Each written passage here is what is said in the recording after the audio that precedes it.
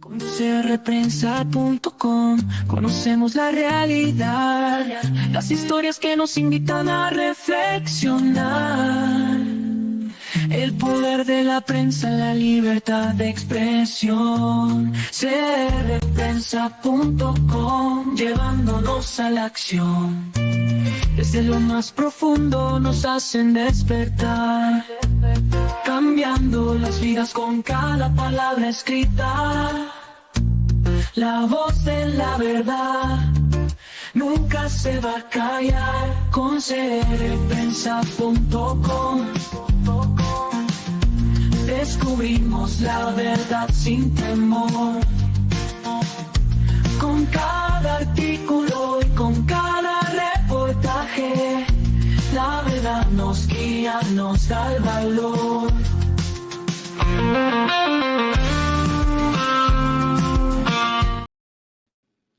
Muy buenas noches, les saluda Gerardo Ledesma desde crprensa.com. La prensa digital en Costa Rica, recuerde que la ausencia del debate es la presencia de la corrupción. En esta noche queremos invitar a nuestros hermanos salvadoreños, hermanos centroamericanos, que vienen a denunciar una situación que para ellos es delicada y que muchas veces en nuestros propios países es muy difícil poder denunciar. Por lo tanto, como ustedes saben, nuestro medio que hace la lucha contra la corrupción y que considera que censurar a las personas que no están de acuerdo con algunas voces es básicamente la primer puerta de la corrupción. Vamos a darle la bienvenida esta noche al licenciado don César y también a don Ángel, a la señora doña Idalia Zúñiga, y por ahí tenemos otra persona más, pero tiene la cámara apagada, doña Silvia. Ellos son de El Salvador. Buenas noches también a doña Silvia. Entonces vamos a iniciar con esa transmisión, principalmente para darles voz a la denuncia que ellos desean hacer. Y la denuncia empieza principalmente con que el presidente de El Salvador, Nayib Bukele, no es lo que parece. Así que me gustaría primero saber si ustedes quieren presentarse uno a uno, ¿verdad? Y una pequeña presentación antes de entrar en tema. Doña Idalia. Muy buenas noches, gracias por esta oportunidad que nos están dando, este importante medio de comunicación de la hermana República de Costa Rica. Soy Idalia Zúñiga, soy una sindicalista, maestra, tengo 32 años de trabajar en el magisterio y soy una maestra que he sido despedida por denunciar los retrasos que tiene la educación pública salvadoreña en nuestro país. Muchas gracias. Muchísimas gracias. Bienvenida, doña Silvia Navarrete. Muy buenas noches. Buenas noches, soy Silvia Navarrete, secretaria general del Sindicato de Trabajadores y Trabajadoras de la Salud, Citrasalud, miembro del Movimiento para la Defensa de los Derechos de la Clase Trabajadora. Muchísimas gracias y buenas noches, bienvenida. El licenciado César Benedet. ¿Cuál es su apellido? Buenas noches. Benedetto. Benedetto. Bienvenido, tal vez se presenta, don César. Bueno, primero que nada, buenas noches, agradecerles al pueblo de Costa Rica por recibirnos como hermanos centroamericanos. La verdad que nos sentimos muy cómodos de nuestra llegada a este día a la hermana República de Costa Rica. Pues yo vengo de trabajar alrededor de 27 años en la Procuraduría para la Defensa de los Derechos Humanos. Actualmente represento a Confraternidad de Defensores de Derechos Humanos de Latinoamérica con su sede en Ecuador. La verdad que nosotros venimos desarrollando un proyecto en el cual el objetivo es la defensa de los derechos humanos de todos los ciudadanos, sin excepción alguna, raza, color, credo, ningún tipo de religión. La verdad que los derechos humanos son universales no prescriben, son inalienables y lo más importante de todo es el respeto y las garantías que deben de haber en todos los estados partes según los principios de las Naciones Unidas, la Organización de Estados Americanos, y por eso nosotros debemos de hacer ese respeto irrestricto a los derechos humanos en su más amplio contexto. Gracias. Gracias. Don Ángel Flores, bienvenido. Muy buenas noches, un saludo fraterno a todas las personas que nos ven y nos escuchan en este espacio tan importante para nosotros para poder dar a conocer la realidad que estamos viviendo como clase trabajadora de El Salvador. Yo soy parte del movimiento por la defensa de los derechos de la clase trabajadora, que es una organización que aglutina a sindicatos y a personas que han sido afectadas en su estabilidad laboral. En el caso de los que estamos en este espacio, hemos sido afectados en nuestros derechos laborales, hemos sido parte de la segunda oleada de despidos que se realizó el año pasado por parte de este presidente inconstitucional que viene a ser Nayib Bukele, y sobre medidas que está implementando que están violentando la libertad sindical en nuestro país. Así que este es un espacio muy importante para darlo a conocer y también para poder alertar al pueblo de Costa Rica, a las y los trabajadores, para evitar que se sigan replicando este tipo de situaciones que afectan a los sectores populares y a la clase trabajadora, como ha sido en El Salvador, y esperamos que no se siga expandiendo a nivel de región. Muchas gracias. Muchísimas gracias. Primero, antes de darle la palabra a doña Sonia, quisiera pedirle a doña Sonia que por favor ajuste su teléfono para usarlo en formato horizontal, perdón. Muchísimas gracias. Doña Sonia Viñerta, muy buenas noches, bienvenida. Sí, muy buenas noches. Gracias por darnos la oportunidad de este espacio. Es importante, como ya dijeron las compañeras, ¿verdad? La necesidad de hablar del retroceso de los derechos humanos que está ocurriendo en nuestro país y que da la apariencia, ¿verdad?, que puede ir avanzando si no se conoce la verdadera situación de El Salvador en el marco de los derechos humanos. Así es que aquí estamos para conversar. Perfecto, muchísimas gracias. Antes de darle la palabra a cada uno de ellos para que hagan su denuncia, quiero agradecerle al licenciado Don Roger, un economista costarricense, que nos realizó una investigación previa sobre cuáles son las noticias que más suenan con respecto al tema Nayib Bukele, lo cual nos llamó muchísimo la atención porque muchas veces escuchamos solamente un lado de la historia. Y dentro de los titulares que nos encontramos fue, por ejemplo, lo que dice realmente el índice de percepción de la corrupción en Latinoamérica, la deuda pública en El Salvador en el 2024, el tema del aumento de la pobreza de elsalvador.com, también la prensa gráfica que dice que 55,097 salvadoreños cayeron en pobreza en el 2023, según datos preliminares del gobierno. También nos dice El Salvador, la represión hoy es contra quienes se oponen a proyectos de las industrias extractivas. También El Tiempo dice el lado oscuro de Nayib Bukele, el mandatario más popular del mundo, corrupción en su familia y su partido en El Salvador. Análisis de Mauricio Vargas del medio El Tiempo. También el diario Latino dice familia Bukele se volvió terrateniente en primer periodo presidencial, revela investigación. También dice reportaje revela millonarias compras de tierras e inmuebles por parte de Bukele y sus familias.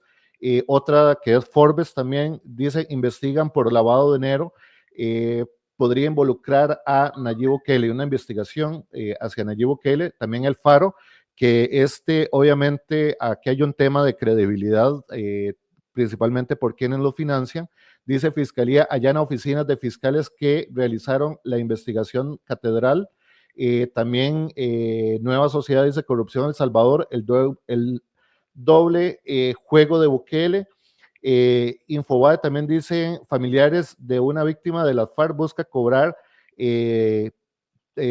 42 millones de dólares por indemnización de una cuenta en Estados Unidos vinculada a la petrolera PDVSA, y esto tiene que ver, hasta donde tengo entendido, hay una conexión con Nayib Bukele.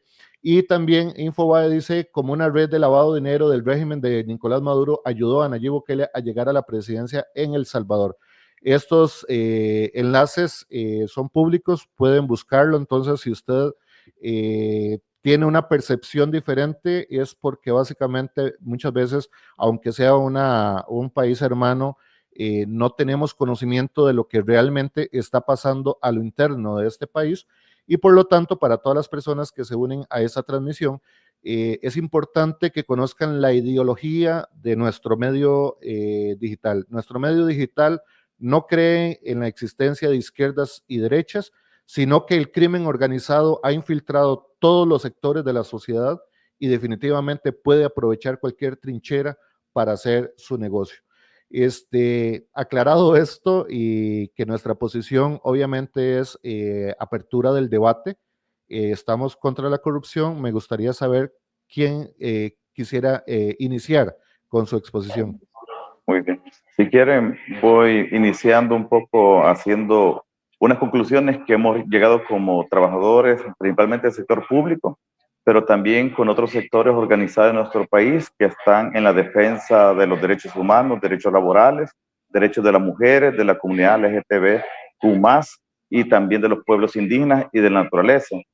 Lamentablemente la situación que estamos viviendo como país, hemos categorizado que el gobierno de Nayib Bukele es un gobierno que tiene una política antisindical, donde está utilizando diferentes mecanismos para poder reprimir, en este caso, a los trabajadores organizados en sindicatos, pero principalmente a aquellos trabajadores públicos que ejercen con ética y profesionalismo su labor dentro del aparato del Estado, pero que tienen una voz crítica y que juegan un papel muy importante para poder fiscalizar la labor dentro de las instituciones de gobierno.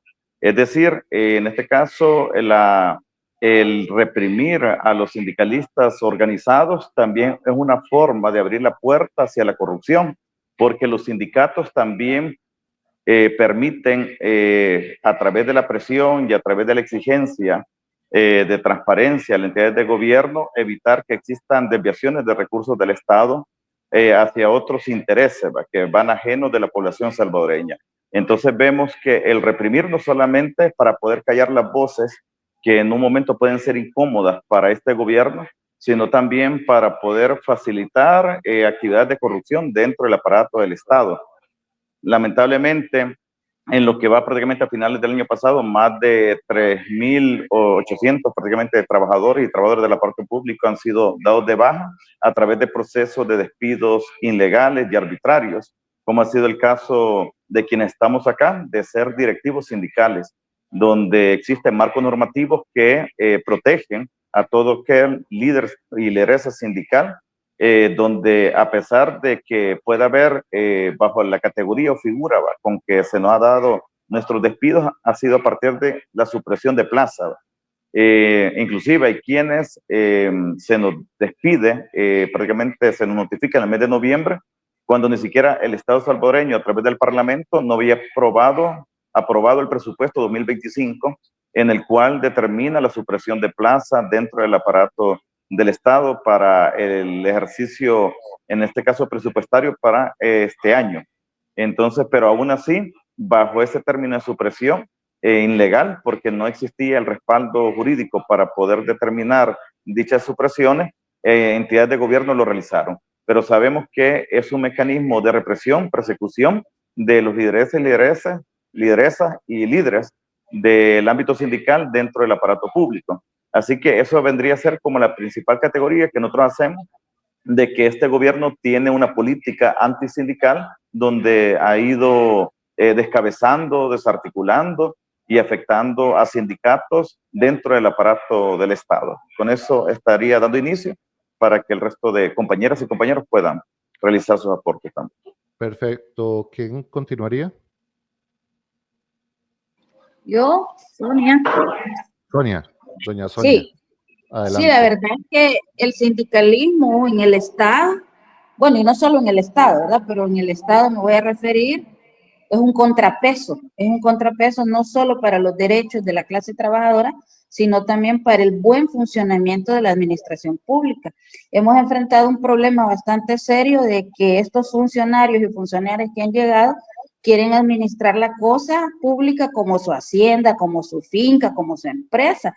Entonces eso no es posible aceptarlo en silencio, porque en ese manejo que hacen vulnerar derechos y afectar los intereses de la población. Entonces los sindicatos que denunciamos, como ya decía el compañero, o sea, nos volvemos un obstáculo para administrar las instituciones públicas, como se dice, como se les dé la gana, ¿verdad? Entonces la administración pública tiene normas específicas, sistemas de controles, mecanismos especiales para poder regular la actuación de todas las personas que somos parte de la administración pública, y eso es lo que no les gusta.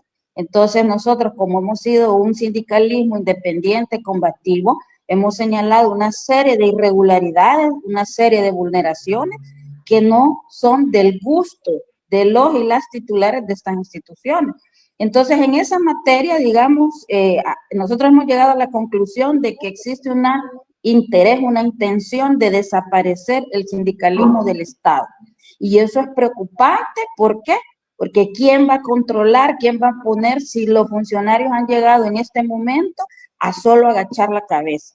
Es decir, aún cometiendo, porque lo saben, o sea, ellos conocen perfectamente que están cometiendo actos arbitrarios, vulneraciones de derechos de distinta naturaleza, entre ellos la libertad sindical. Entonces lo saben, pero no les importa. ¿Por qué? Porque su única intención es obedecer y acatar. Entonces, ante eso, ¿quién va a ordenar, quién va a regular si las instituciones contraloras igualmente están controladas? Y allá en El Salvador se hace todo lo que dice Casa Presidencial, todo lo que ordena el presidente. ¿Y dónde está la independencia de poderes, pues? Que es un pilar de la democracia. Entonces a nosotros nos preocupa bastante no solo el tema sindical o el tema del derecho laboral propiamente, sino el mal manejo de la administración pública. Eso okay. Por ahora. Perfecto. ¿Quién más desea hablar en este momento? Hola.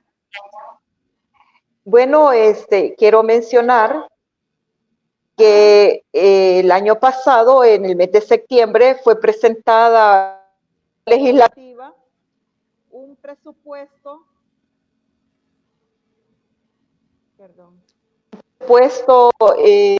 un proyecto de presupuesto para la nación, para el año 2025, donde venían recortes para el área de educación, área de salud.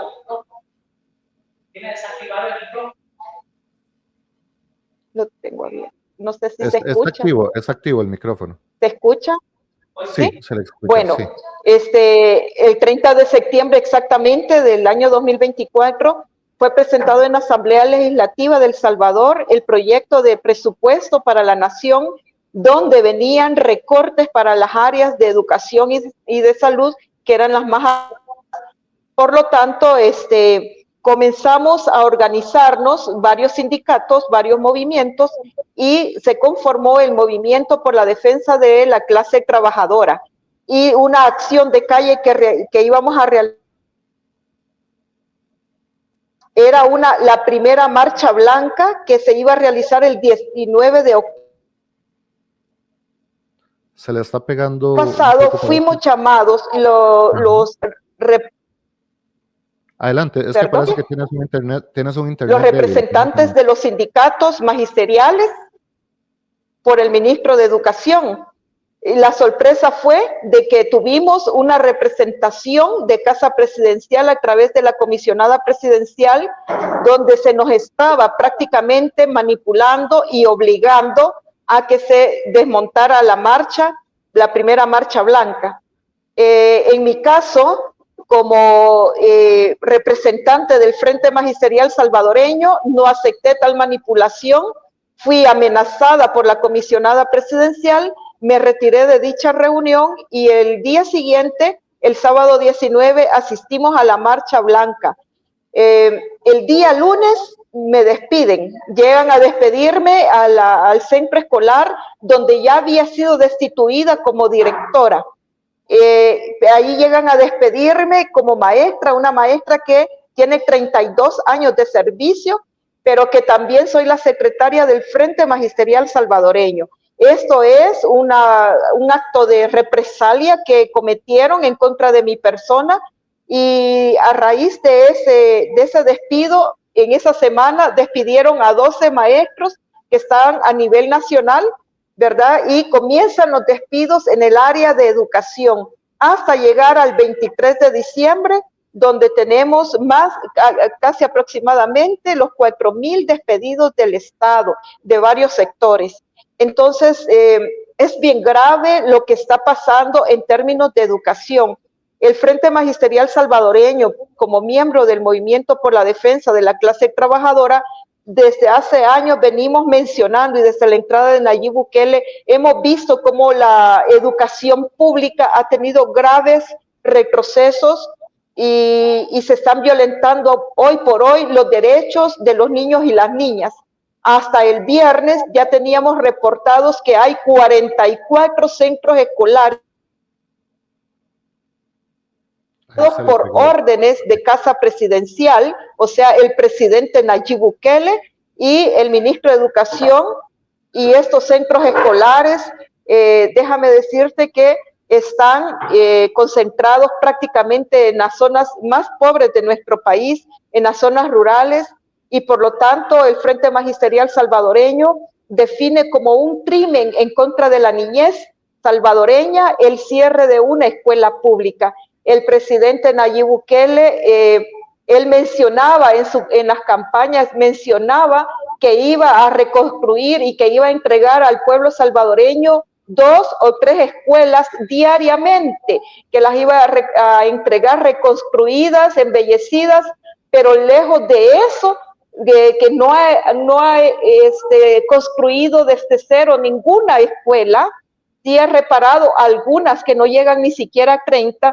Ahora se ha dado a la tarea de comenzar a cerrar los centros educativos, y esto es muy preocupante. Los padres de familia han denuncian estos cierres de escuela. Sabemos que hay escuelas donde los niños van a ser obligados a caminar hasta 3 kilómetros de ida y 3 kilómetros de regreso para ir a recibir sus clases. Entendemos que esto es un grave retroceso. Para esto, solo les comento esta situación. Hoy en el mes de enero ya llevamos el primer maestro que ha fallecido a raíz de órdenes que emanan desde el Ministerio de Educación, donde fue obligado, ¿verdad? Donde este maestro estaba limpiando el techo de su centro escolar. Hasta el momento, el ministro de Educación ni siquiera salió a dar las condolencias a la familia, mucho menos a resarcir los daños que han provocado. La infraestructura de los centros escolares, que son 5,150 a nivel nacional, están en malísimas condiciones, porque hoy por hoy, ¿verdad?, no hay ni siquiera bonos para poder reparar las escuelas. Y aparte de eso, los recortes que tenemos en educación, vamos a llevar a que este año tengamos una educación pública muy precaria. Hay retrocesos, entonces, en la educación pública salvadoreña, y también mencionamos como Frente Magisterial Salvadoreño que hoy por hoy la escuela pública salvadoreña se está desmontando. Muchísimas gracias. ¿Quién gusta continuar? La situación de los derechos humanos en nuestro país cada día se están deteriorando más. Primero, por la falta de respeto a la Constitución de la República, la cual poco a poco va siendo desmontada. La semana anterior, la Asamblea Legislativa, en lo que respecta al artículo 248 de la Constitución, ratificaron su tenor, y de alguna forma, en lo que respecta también al artículo 29 de la Constitución, que es sobre el régimen de excepción, una cosa es que se procesen a personas que verdaderamente han cometido delitos, otra cosa es estar procesando a personas que se les están siguiendo procesos los cuales no reúnen las características como para que procesar a una persona dentro del marco del debido proceso. Son dos cosas muy diferentes. Eso en primer lugar. En segundo lugar, creo que es importante que la Procuradora para la Defensa de los Derechos Humanos en El Salvador se pronuncie cómo es posible que se están vulnerando el derecho a la educación, el derecho a la salud, el derecho a la cultura en nuestro país, tantos derechos, y la OBUSMA en El Salvador no se pronuncia de ninguna forma. Eso significa que los derechos humanos en nuestro país han sido coartados. Debido a eso, cada uno de nosotros como miembros y defensores de derechos humanos, desde hace 28 años que yo empecé a laborar en la institución, nunca había sucedido esta situación en la Procuraduría, donde un procurador se quedara callado y no diga y no defienda los derechos de los ciudadanos honestos. Habemos tantos ciudadanos honestos en El Salvador, donde la procuradora no dice en buen salvadoreño ni pío. Hay otra cosa, el desmontaje que se ha hecho del Estado desde que el presidente de la República tomó su cargo en el 2019, se ha dado una situación bien compleja. Cuando se desmontó la Corte Suprema de Justicia, eso ha venido generando que la división de poderes, como lo establece la Constitución de la República, la independencia que debe de tener el órgano ejecutivo, el órgano judicial y el órgano legislativo, eso no se está dando en nuestro país. De igual forma, el Ministerio Público que lo conforma, la Procuraduría General de la República, están siendo desleales con el pueblo cuando no están ejerciendo la defensoría pública como debe de hacerse. De igual forma, la Procuraduría no está yendo a los recintos carcelarios a ver en qué condiciones están los reos independientemente en la fase que se encuentren. Eso quiere decir de que hace poco en las Naciones Unidas hubieron muchas recomendaciones para que el Estado salvadoreño respete.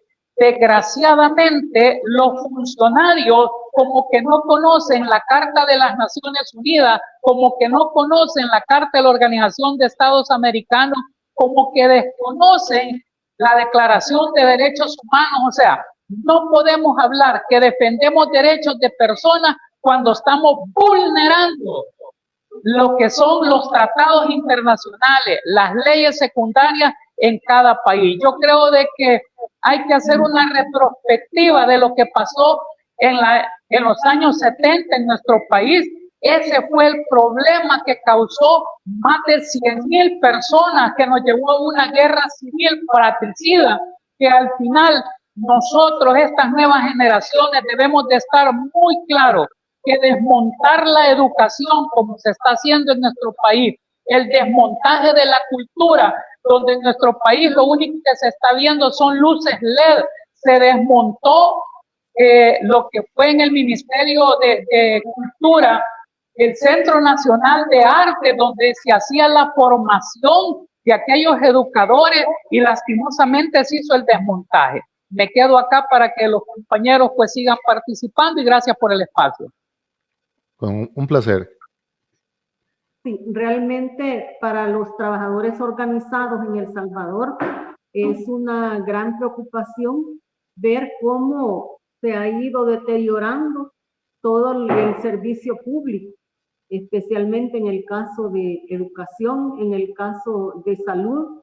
Por ejemplo, desde que conocimos el anteproyecto de presupuesto en septiembre del 2024, observamos que en el presupuesto del Ministerio de Salud había una reducción de casi 92 millones de dólares. Esto significa más precarización en la prestación de servicios de salud a la población.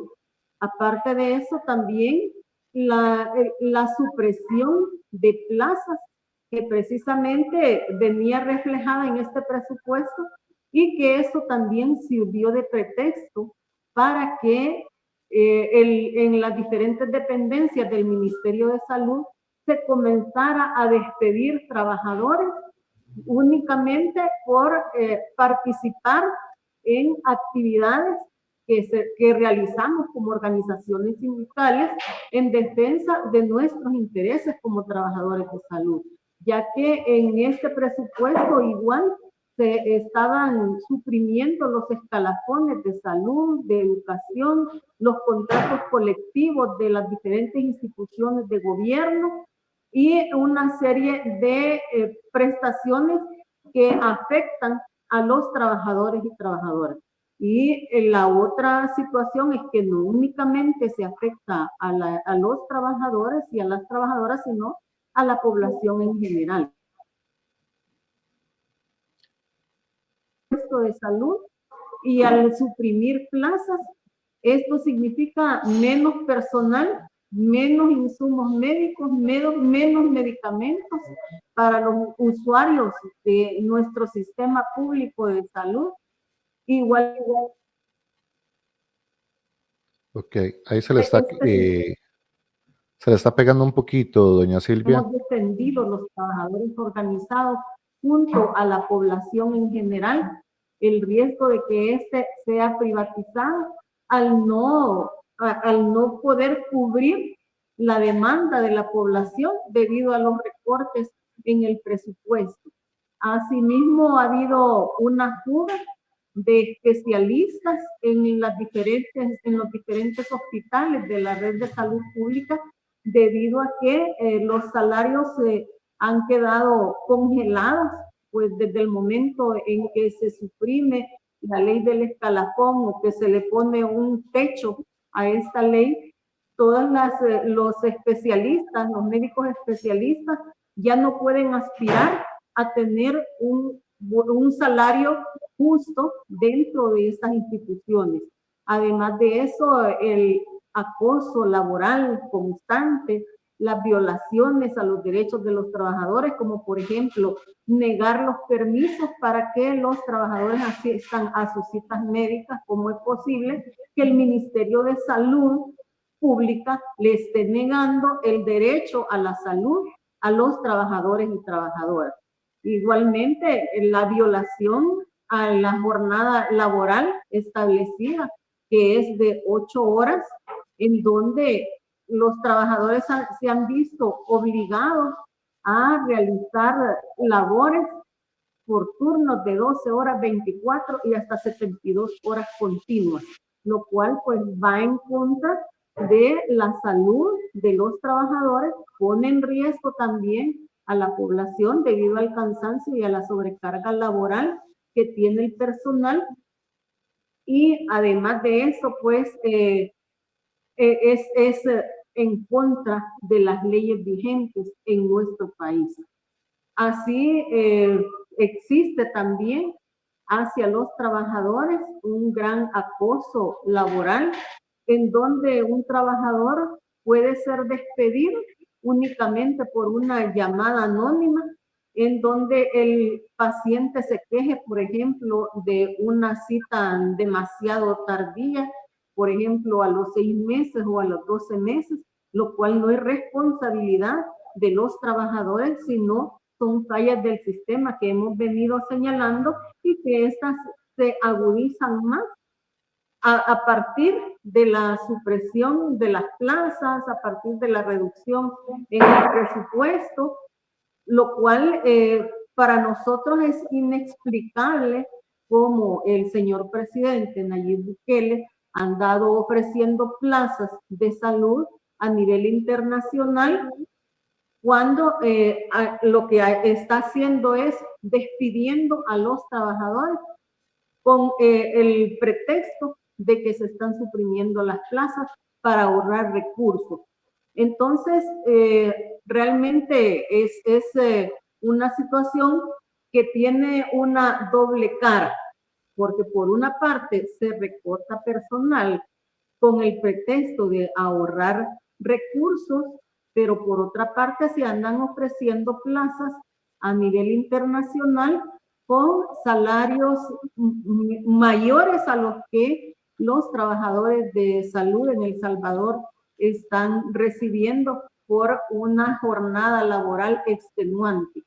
Y toda esta situación realmente viene a afectar a la población salvadoreña, cuando en verdad lo que se necesitaría para salud es revisar estos presupuestos, respetar las leyes vigentes y en general ir viendo de qué manera se mejoran los servicios.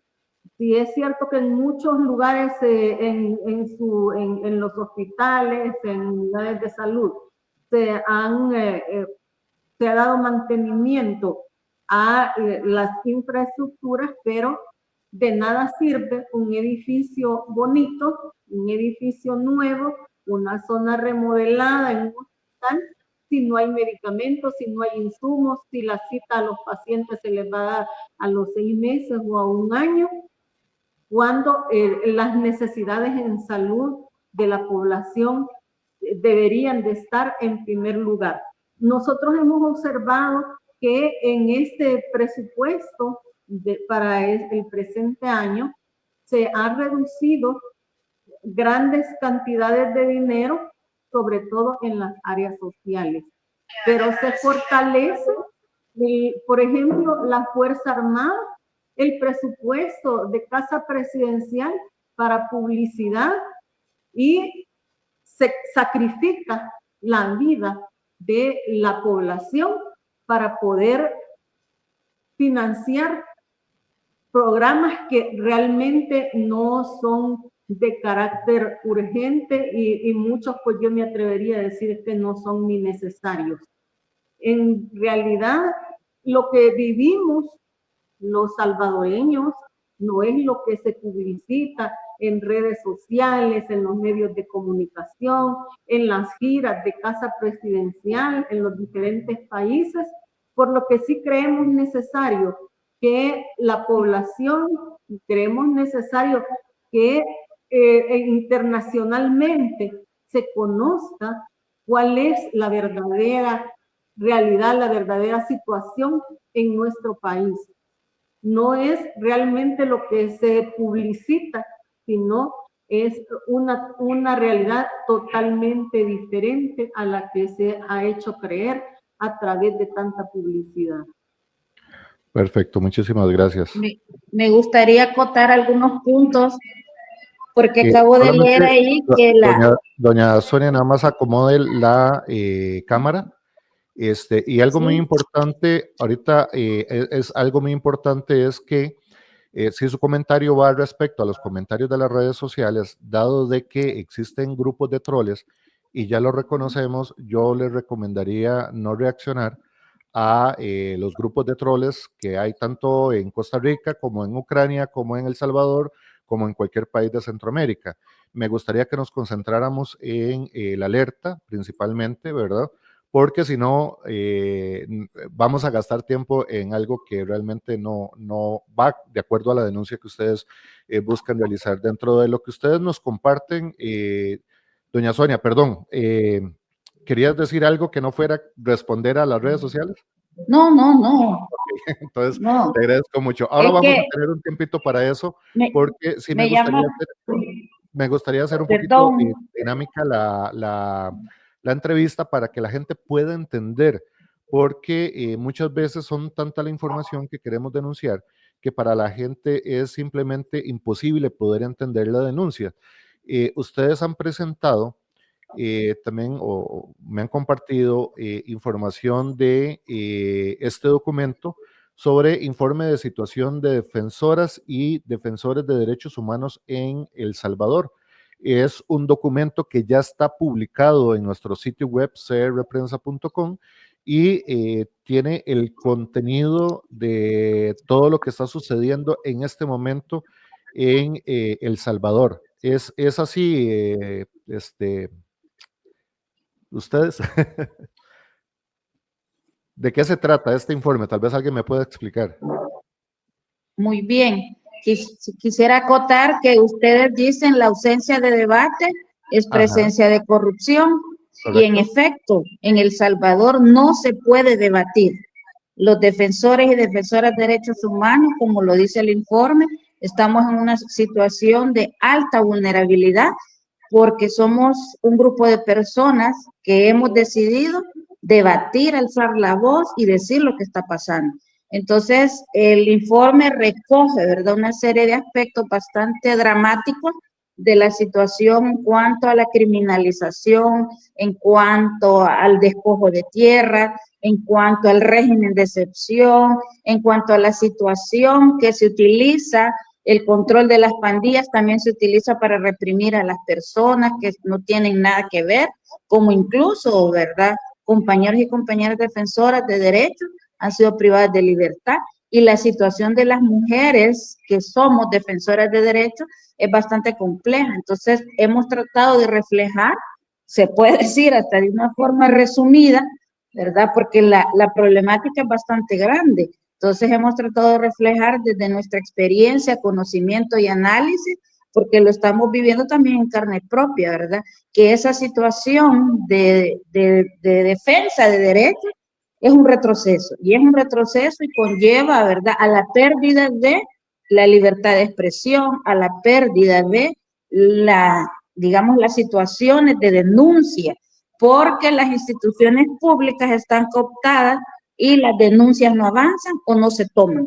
Entonces, por eso hemos tenido necesidad de salir y buscar los mecanismos internacionales para poder expresarnos y también para poder interponer, ¿verdad?, todo aquel, reclamar aquel derecho porque se nos ha vulnerado. Entonces, el informe es un reflejo bastante real de la situación que estamos viviendo en materia de derechos humanos.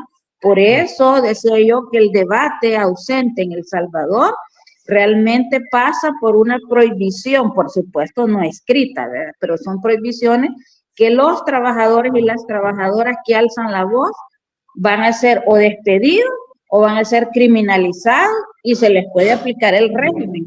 Por eso en el país hay un silencio bastante grande. Por eso es importante señalar eso que ustedes ponen, que el silencio ayuda y perpetúa los actos de corrupción. Entonces es importante que invitamos a las personas a la lectura de ese informe, ¿verdad? Perfecto. Porque recoge realmente incluso la cantidad, digo, aproximada, ¿verdad?, bastante aproximada, porque hay un problema serio de acceso a la información pública. La información pública casi toda se declara en reserva por 7, 10 años. Entonces, una consulta a las instituciones del Estado y no hay acceso a la información. ¿Y eso qué es? Es un indicador de que algo se oculta. Entonces, la situación pasa precisamente porque nosotras, como hemos alzado la voz, como hemos dicho lo que está sucediendo, hemos sido objeto de represión laboral.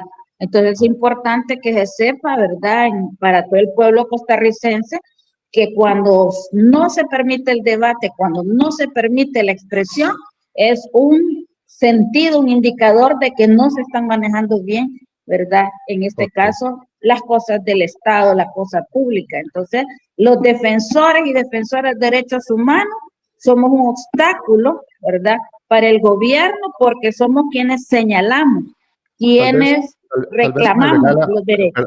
Perdón, tal vez si hacemos las intervenciones un poquito más cortas, ¿verdad? Porque muchas veces están repitiendo lo mismo y creo que la gente ya tiene claro que lo que ustedes vienen a poner es una denuncia. Aquí me gustaría comentarles, porque nosotros habíamos entrevistado en junio del 21 a el señor Cristian Guevara de acá de El Salvador. En esta entrevista nosotros le hicimos una pregunta porque aunque todo el movimiento que se está dando en El Salvador parecía muy correcto ante la visión internacional, hay un tema que nos llamó mucho la atención, y es que básicamente hay un documental que se llama Rusia, Poder Corrupto, que manifiesta el modus operandi de cómo el presidente de Rusia se atrinchera en el poder simulando una democracia y utiliza las mismas instituciones del Estado. Entonces, cuando nosotros le preguntamos a don Cristian sobre cuáles eran las acciones que iba a tomar el presidente Nayib Bukele para que una vez de que él saliera del poder, la acumulación de poder que él ha tenido no sirva para que llegue un déspota, ¿verdad?, después de él y pueda ocupar el espacio. Aparentemente como que quiere quedarse en el poder y eso es bastante preocupante. Entonces la pregunta es, si Nayib Bukele hoy dejara la silla presidencial, el espacio que queda en el gobierno de El Salvador y llegar a un dictador tipo Nicolás Maduro de Venezuela, ¿cuál sería la capacidad de acción que tendría esa persona en esa silla? ¿Quién quiere contestar? Bueno, yo creo que el doble discurso que muchas veces tiene la clase política, una cosa es lo que dicen y otra cosa es lo que hacen. Son dos cosas muy diferentes. Y usted se va a dar cuenta cuando verdaderamente un político actúa en función de su pueblo. Y si no, veamos lo que establece el artículo 68 de la Constitución de la República de El Salvador. El soberano es el pueblo y lo que el pueblo hace es generar que un funcionario administre la cosa pública. Por eso la compañera Sonia Viñerta hablaba sobre la administración de la cosa pública. La cosa pública no es más que administrar la parte administrativa y los recursos del Estado en función de un pueblo. Cuando un funcionario no actúa de esa forma, lo que menos hace es administrar los recursos del Estado cuando no hay transparencia. Y si no, en todo caso, veamos cuando el gobierno dijo que iba a establecer las ICIES en El Salvador y no se estableció. Podemos ir y ver los convenios internacionales sobre la corrupción y nos damos cuenta que en El Salvador no hay necesidad de una ley de corrupción cuando se está socavando los principales derechos en el Estado. Y le pongo el ejemplo, lo que hicieron hace un par de días con lo que fue el artículo 248 de la Constitución de la República de El Salvador. ¿Y qué significa eso?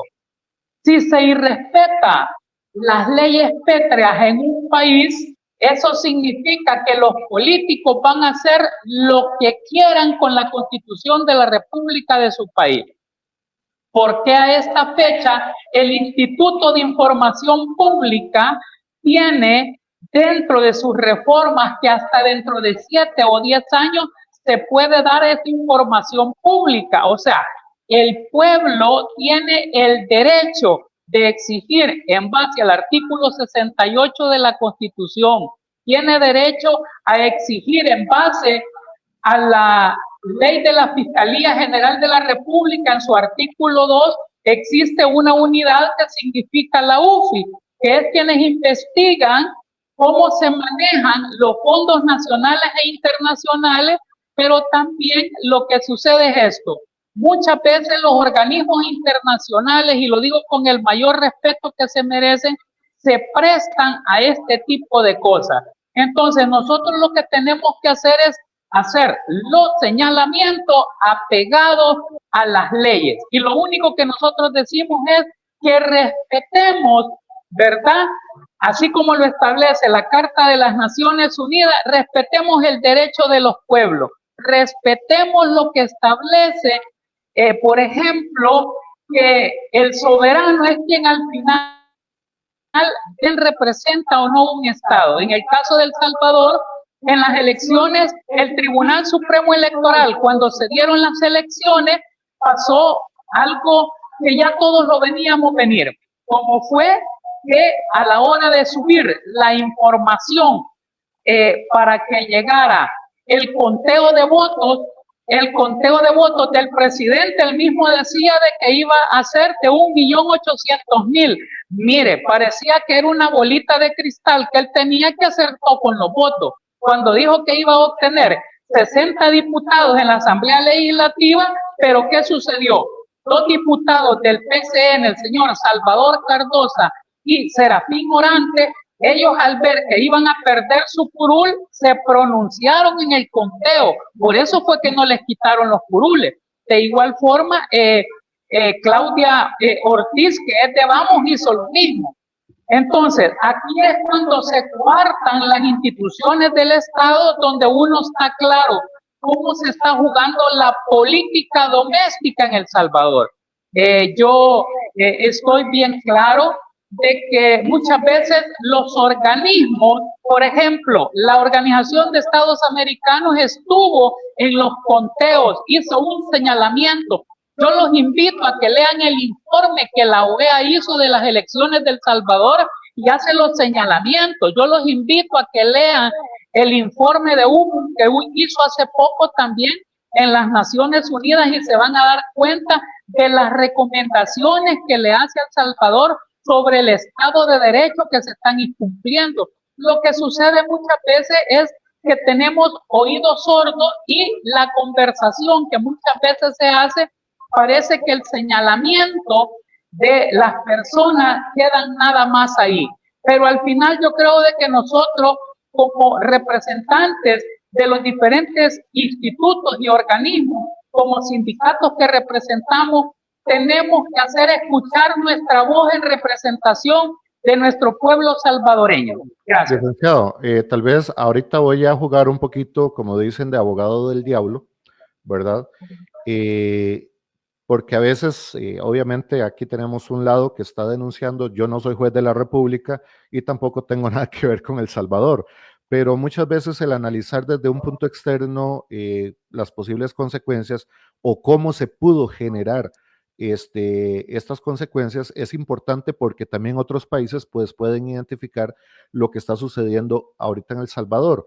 Uno de los temas que no solamente se ha hablado en El Salvador, sino a nivel internacional, incluido Costa Rica, es en la inversión extranjera en la afectación cultural de los diferentes países. Por ejemplo, en el tema de la comunidad LGTB, que también está dentro de las denuncias que ustedes realizan, lo cual no tengo nada contra la comunidad. Sin embargo, sí estamos viendo el impulso, por ejemplo, de la ley que apoya más a la mujer que al hombre. En Costa Rica, por ejemplo, en los últimos 3 años tenemos más de 1.500 hombres, me parece que han muerto, y las mujeres no llegan ni a un 10%, pero en Costa Rica las mujeres tienen el Instituto Nacional de las Mujeres y los hombres no tienen esa posibilidad.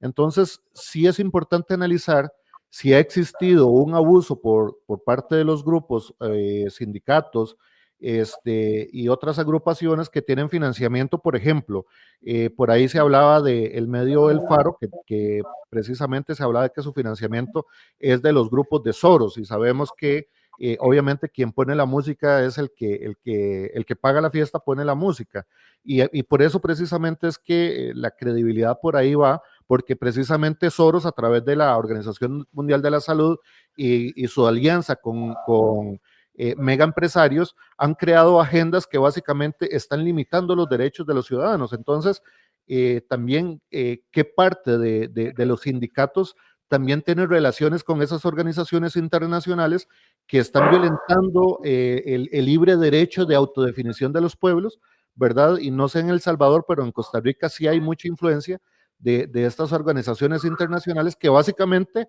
se convierten en altavoces de los grupos financistas. ¿Qué pasa en El Salvador en este caso?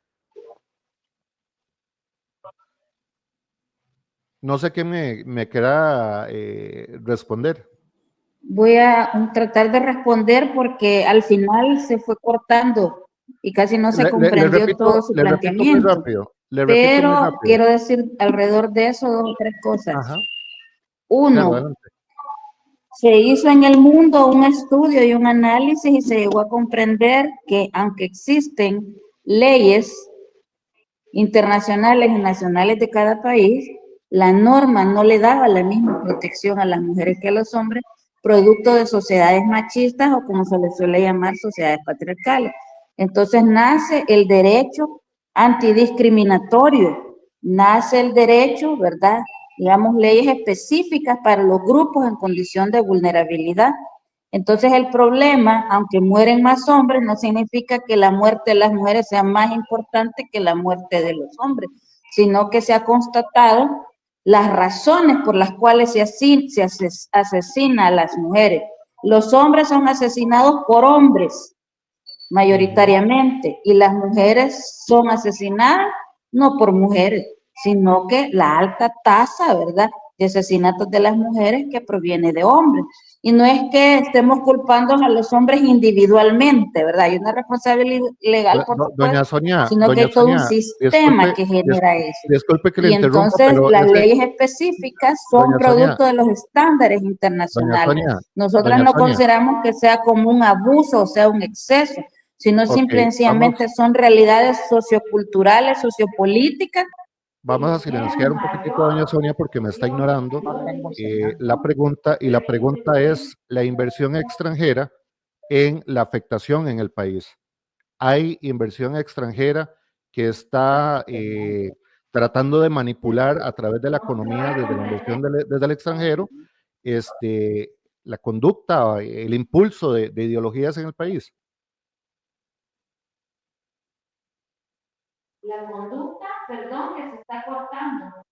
Sí, doña Sonia, es que necesito que por favor me responda la pregunta. La pregunta es muy directa, muy concreta.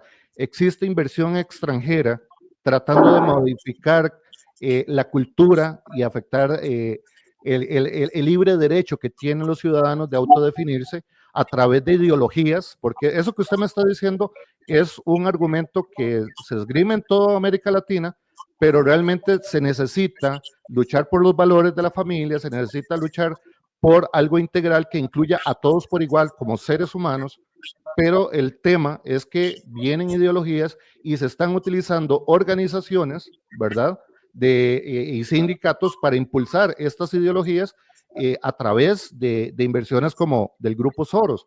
Entonces la pregunta es, ¿qué tanta es la afectación de esas inversiones extranjeras y de los que están integrando esta agrupación? ¿Hay inversión extranjera para impulsar también estas ideologías? Sí, está la cooperación, ¿verdad? Pero el punto es que esto nace, este entendimiento nace de análisis científico, jurídico, psicológico, sociológico. Entonces, ha surgido lo que se llama la ideología de género, que se confunde, ¿verdad? Porque es que tiene un origen de un fundamentalismo importante de analizar, que no será el tema de ahora, por supuesto, ¿verdad? Pero esa cooperación o esa inversión también tiene que ser, digamos, analizada. No estamos en total desacuerdo de eso, pero no se puede negar una realidad diferenciada de ejercicio de derechos para las mujeres respecto a los hombres, entre ellos el derecho a la no discriminación y el derecho a la violencia. Ahora, claro, los derechos si humanos, los derechos humanos nos ponen a todo en el mismo nivel. Lo que a mí me preocupa porque es que el punto de partida es limitado, diferenciado para colectivos que ya están demostrados con de alta vulnerabilidad en su ejercicio de goce y ejercicio de derecho. Ese es el punto, ¿verdad? Ahora, claro, si esto lo cruzamos con otro tipo de enfoques, otro tipo de miradas. Ajá. Existe una diversidad en nuestra sociedad y que una agrupación o un grupo de ellos se posicione sobre otros simplemente porque tienen más recursos, debe preocuparnos a todos, porque cuando se beneficia a uno de esos sectores, se afecta a otros, ¿verdad? Entonces, por eso es que precisamente también voy a ser más concreto. Esta pregunta se las hice por algo muy concreto.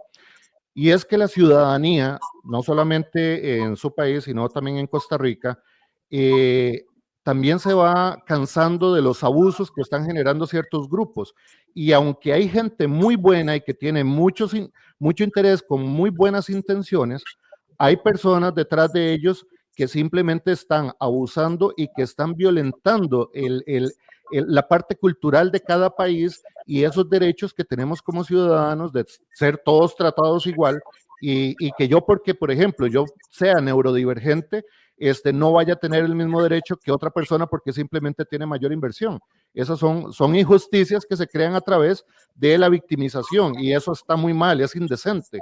Entonces, parte de esto que hoy les puede incluso ante la imagen pública quitarles credibilidad en una lucha, creo que también las agrupaciones deben de observar hacia adentro y hacia atrás para ver si existen estas inversiones, ¿verdad? Desde afuera, que los desacredita, porque básicamente estamos hablando de inversión por ejemplo, de Soros a nivel mundial para impulsar temas que realmente involucran una alteración cultural en cada país y que eso no les limita el derecho a reclamar los derechos humanos, pero sí también afectan la credibilidad y el resto. Recuerde que una sociedad se maneja por mayorías, desgraciadamente, pero es así, se maneja por mayorías y los derechos humanos deben garantizarnos el mismo trato para todos. Pero cuando los derechos humanos se utilizan para darle a unos derechos y a otros beneficios por encima de los derechos de los demás, ahí es donde tenemos un problema. Entonces, por eso les dije que iba a jugar aquí un poquito de abogado del diablo, porque sí es importante saber si las agrupaciones que ustedes representan tienen esa inversión extranjera que también es lo mismo. Por ejemplo, el Grupo de Soros está invirtiendo en la Agenda 2030, está invirtiendo en la Organización Mundial de la Salud, está invirtiendo en otras agendas que tanto de izquierda como de derecha, pero que llevan el nombre 2030, están golpeando al mundo. Entonces la pregunta es, ¿existen esas inversiones? ¿Ustedes están en representación con financiamiento de grupos como los de Soros? Aquí el licenciado quiere opinar sobre eso, porque él en materia de derechos humanos, ¿verdad? Bueno, aquí hay una cosa. En nuestro país se llama al que traga más saliva, traga más pinol, ¿verdad? Es una cuestión donde muchas veces creemos que los organismos internacionales o los países donantes son los que van a abanderar una agenda. Nosotros no pertenecemos a ninguna agenda, ni política, ni ideológica, ni económica. Nosotros estamos sobre una agenda de la salud, de la educación, de los derechos humanos. O sea, a nosotros para venir a Costa Rica no nos ha financiado absolutamente nadie. Nosotros, cada uno de nosotros ha financiado con nuestros propios recursos venir acá y poner la cara y decir que los derechos a la educación, a la cultura, al arte, a la salud se respetan, porque hay que hacer que se respeten las diferentes leyes en cada país. O sea, el problema es de que los medios de comunicación siempre sacan de contexto muchas cosas. Yo lamento que una cosa es que los medios de comunicación manejen una agenda que se las manejan los mismos organismos que ellos les pagan esa agenda. Nosotros no pertenecemos a ningún tipo de agenda. Nuestra agenda es la Constitución de la República de El Salvador. Nuestra agenda es los tratados internacionales en el 144 de la Constitución y las leyes secundarias. Esa es nuestra agenda y nosotros nos debemos al pueblo salvadoreño a defender los derechos de la clase trabajadora que no son defendidos y que solo se aprovechan en las elecciones los políticos para decir una cosa, pero cuando llegan al poder hacen cosas muy diferentes. La pregunta que usted hace, créame, eso nos da el valor necesario para decir, nosotros somos clase trabajadora y somos esas personas que damos la cara porque tenemos en nuestras hojas de vida cada uno de las personas que usted tiene en este programa que hemos venido luchando. Tenemos una trayectoria de lucha donde a nosotros no nos va a financiar nadie, porque saben que nosotros no tenemos agendas ocultas. Nosotros no trabajamos con agendas ocultas. Gracias. Perfecto. Disculpen si se sintieron ofendidos por la insistencia en esto, pero ya he visto y he seguido las declaraciones de Nayib Bukele y muchas veces él trata de legitimar no solamente a la prensa, sino también a los grupos, relacionándolos con grupos internacionales. Y por eso era necesario de que ustedes respondieran esa pregunta. Vamos haciendo el cierre, 2 minutitos para cada uno para que dé su mensaje final, y ya con esto concluiríamos. ¿Quién gusta iniciar? Bueno, yo solamente el mensaje es, estamos trabajando también por los derechos del 52.8% de las mujeres del Salvador. Somos 100 mujeres por cada 88 hombres en El Salvador, y todo esto que está sucediendo y la política de austeridad, la política fiscal regresiva, está generando una afectación en los servicios, y esos servicios está estudiado, ya está establecido, ¿verdad?, que van a tener un impacto diferenciado, donde son las mujeres las que sufren mayor precariedad de la vida, mayor pobreza, mayores hechos de violencia. Entonces, estamos también preocupados por eso. Perfecto. ¿Quién continúa? Sí, como defensores de derechos humanos, nosotros estamos comprometidos especialmente con nuestras organizaciones, con cada una de nuestras organizaciones, así también con la población en general, y por esa razón es que se nos ha atacado, se nos ha despedido de nuestros trabajos, se nos ha tratado de desprestigiar. Nosotros tenemos ya una trayectoria de lucha, y si se revisa la historia, nosotros no hemos tenido una línea política partidaria, y además de eso tenemos una consigna que sí la practicamos en la vida real: gobierne quien gobierne, los derechos se defienden. Y esa ha sido pues nuestra mística de trabajo durante 30 años o más que llevamos de sindicalismo. Lo hemos demostrado ante la población salvadoreña y en el mundo entero, y esa es la línea en la cual nosotros vamos a continuar trabajando: la defensa de los intereses de la clase trabajadora. Perfecto, doña Silvia, muchísimas gracias. ¿Quién continúa? También quiero mencionar de la situación de haber venido a Costa Rica como movimiento por la defensa de la clase trabajadora salvadoreña. Es una señal de preocupación de todo este sector que estamos representando y de todos los atropellos a sus derechos como trabajadores. Por lo tanto, estamos acá en Costa Rica y venimos también a dar a conocer, ¿verdad?, todos los retrocesos, y en mi caso a dar a conocer los retrocesos en términos de educación pública salvadoreña. Y por lo tanto, esto va a ser como una presión también para que se vuelva al camino correcto, que no es recortándole a educación que vamos a salir adelante, porque los recortes en educación lo que nos va a llevar es a los incrementos del analfabetismo, y no queremos esos retrocesos. Muchas gracias por el espacio. Un placer. ¿Quién continúa? Me queda el licenciado César y don Ángel.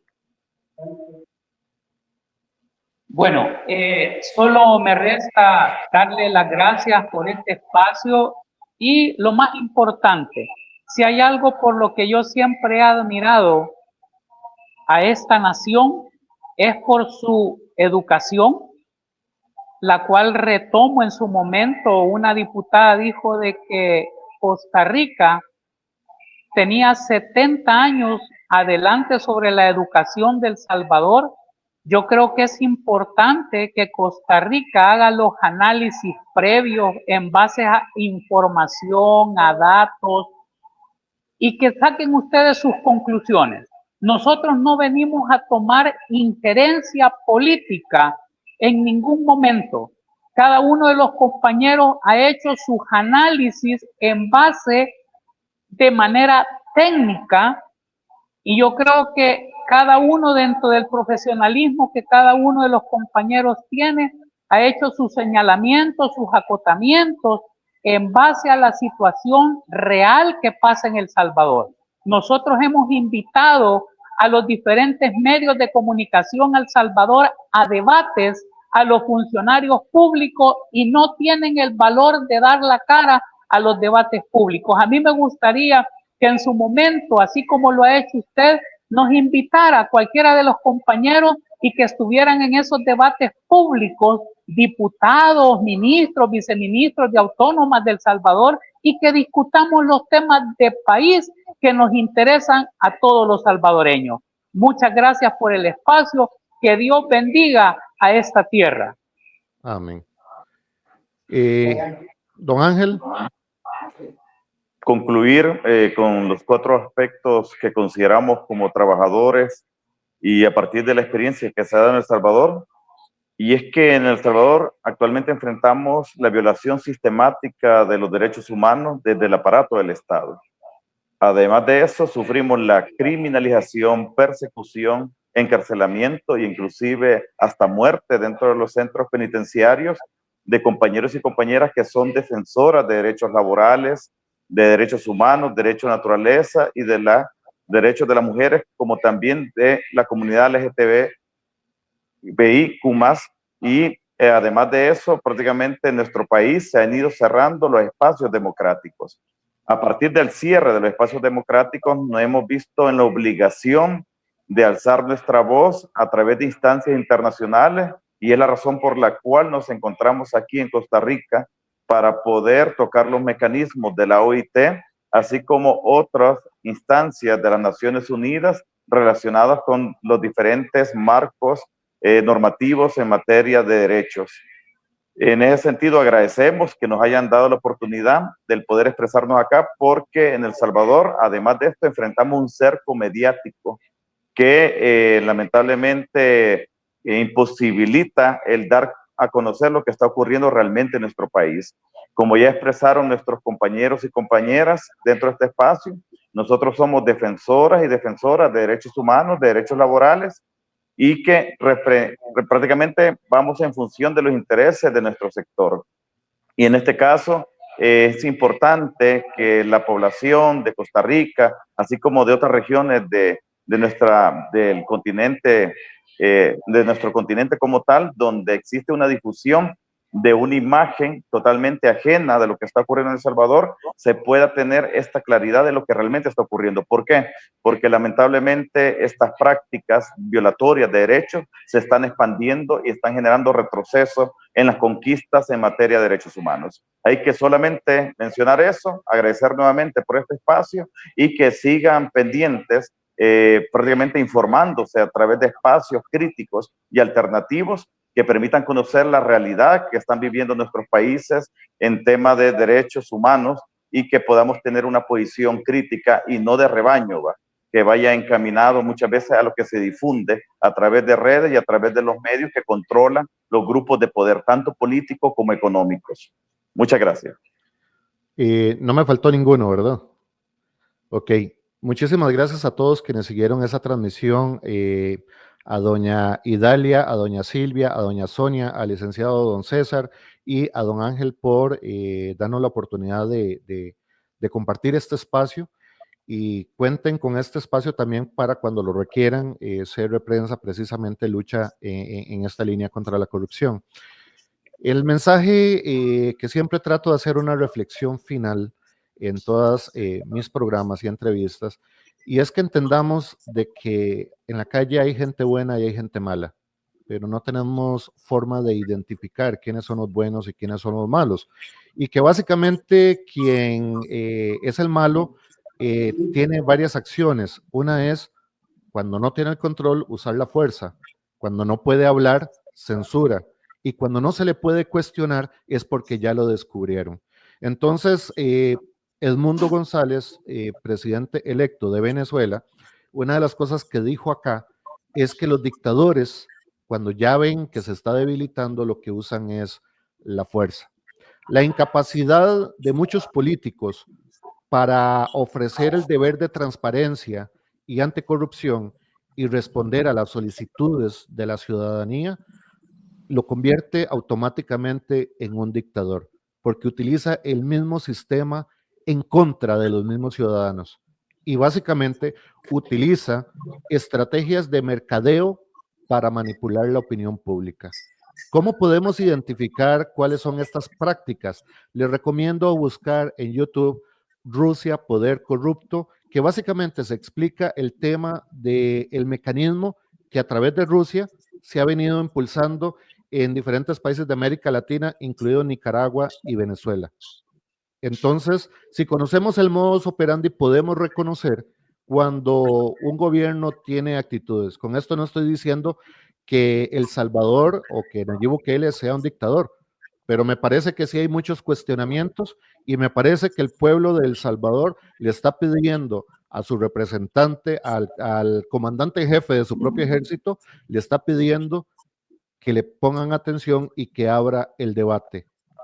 Precisamente cuando no pueden debatir es porque precisamente tienen cosas que esconder. Entonces, es importante que la gente pueda identificar, porque a medida que la gente tiene la educación para entender lo que está ocurriendo en su entorno y cómo puede ser manipulado, van a dejar de ser manipulados y van a lograr entender cuáles son las herramientas precisamente para salir de ahí. Yo creo que lo que pasó en Venezuela, a todos los ciudadanos de América Latina, tiene que dejarnos un gran mensaje. Si no asumimos nuestra responsabilidad como ciudadanos, vamos a tener que asumir las consecuencias. Y vean que son millones los que han migrado de estos países porque simplemente hoy día no defendieron su patria. Aquellos grandes empresarios que pensaban que ellos estaban bien y hasta que tenían negocios con el gobierno, en Venezuela terminaron saliendo. Por eso, si usted es un empresario, si usted maneja la economía, busque Rusia, poder corrupto, y se va a dar cuenta que usted también le interesa el rescate y la permanencia de un sistema democrático para que pueda tener garantías sobre su propiedad privada y sobre sus derechos humanos. Muchísimas gracias a todos y estamos a las órdenes para cuando así lo requieran. Buenas noches. Gracias, buenas noches. Pensar.com, conocemos la realidad, las historias que nos invitan a reflexionar. El poder de la prensa, la libertad de expresión. crpensa.com, llevándonos a la acción. Desde lo más profundo nos hacen despertar, cambiando las vidas con cada palabra escrita. La voz de la verdad nunca se va a callar. Con crpensa.com descubrimos la verdad sin temor. Con cada artículo y con cada reportaje, la verdad nos guía, nos salva.